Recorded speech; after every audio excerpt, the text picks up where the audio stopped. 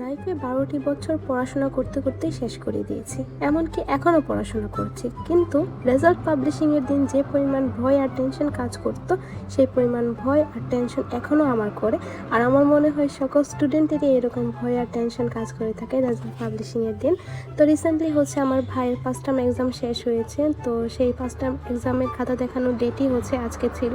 তা আমি ভেবেছিলাম আমি আর মা হচ্ছে যাব তার খাতা দেখার জন্য, কিন্তু খাতা দেখানোর দিন এত পরিমাণ বৃষ্টি হয়েছিল যে আমরা কনফিউজড হয়ে গিয়েছিলাম অ্যান্ড টেনশনে পড়ে গিয়েছিলাম আমাকে যেতে পারবো কি না।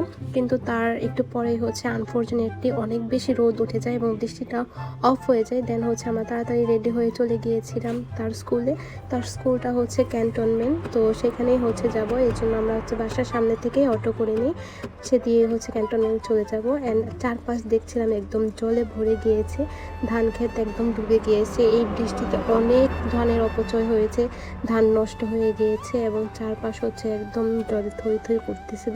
শৈশবকালে এই মুহূর্তগুলোই ছিল খুবই আনন্দের, অনেক ভালো লাগতো যখন বৃষ্টি হতো। কিন্তু যত বড় হয়েছি, যত বুঝতে শিখেছি, ততই বুঝলাম যে বৃষ্টি সবার জন্য আনন্দ বয়ে আনে না, অনেকের জন্য অনেক দুঃখ কষ্ট বয়ে আনে। তো যারা হচ্ছে কৃষক তাদের জন্য হচ্ছে অনেকটাই ক্ষতি হয়ে গিয়েছে এবারে বৃষ্টিতে। তো বর্তমানে যে অবস্থা ধানের, তার থেকে বোঝা যাচ্ছে যে ভবিষ্যতে হতে পারে চালের দামটা অনেকটাই বেড়ে যেতে পারে। তো এই দিকটাতে হচ্ছে সকল মানুষ অনেক ভোগান্তির শিকার হতে পারে। তো যাই হোক, ওই টপিক বাদ দিই। তো আমরা হচ্ছে দেখতে দেখতে ক্যান্টনমেন্ট চলেও এসেছি।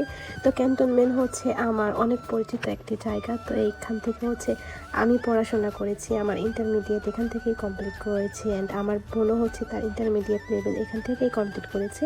অ্যান্ড আমার ভাইও হচ্ছে রানিং আছে, এখানে পড়াশোনা করতেছে। সে হচ্ছে এখন 9-এ পড়ে, সায়েন্স ডিপার্টমেন্টের। তো তার খাতাই হচ্ছে আজকে দেখতে যাবো। আর এইদিকে আমি সব কিছু হচ্ছে একটু একটু ভিডিও ক্লিপস নিচ্ছিলাম, কারণ এখানে হচ্ছে অনেক দিন পরে আসা হয়েছে। তো এই যে দেখতে দেখতে আমরা হচ্ছে একদম স্কুলের সামনে চলেও এসেছি। এই যে দূর থেকে দেখছি কত সুন্দর লাগছে না স্কুলটাকে, আমার সেই প্রিয় ক্যাম্পাস।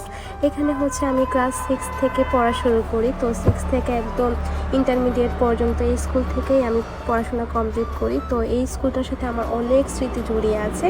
তো দেখতে দেখতে হচ্ছে অনেক টিচারদের সাথেও দেখা হয়ে গিয়েছিল ওই দিন। সবার সাথে কথা বলতে বলতে হচ্ছে ভাইয়ের রুমে আসি। তো সে হচ্ছে ক্লাসে খাতা দেখছিল অ্যান্ড সবাইকে খাতা দিচ্ছিল। তো আমরা হচ্ছে বাহিরে ওয়েট করছিলাম, এখানে হচ্ছে অনেক গার্ডিয়ান তাদের স্টুডেন্টদের, যার যার স্টুডেন্টদের খাতা দেখছিল, আর আমরা হচ্ছে ওর খাতার জন্য ওয়েট করছিলাম। তো একটু পর হচ্ছে আমাদেরকেও ভিতরে আসার জন্য ম্যাম বলে। দেন হচ্ছে আমরা ভিতরে যাই অ্যান্ড তার খাতা দেখি। তো ফার্স্ট টার্ম এক্সাম অনুযায়ী যেহেতু সে সায়েন্স ডিপার্টমেন্টের, তো সব কিছু বুঝতে একটু দেরি লাগে। তো এই 3-4 মাসে সে কতটুকু বুঝতে পেরেছে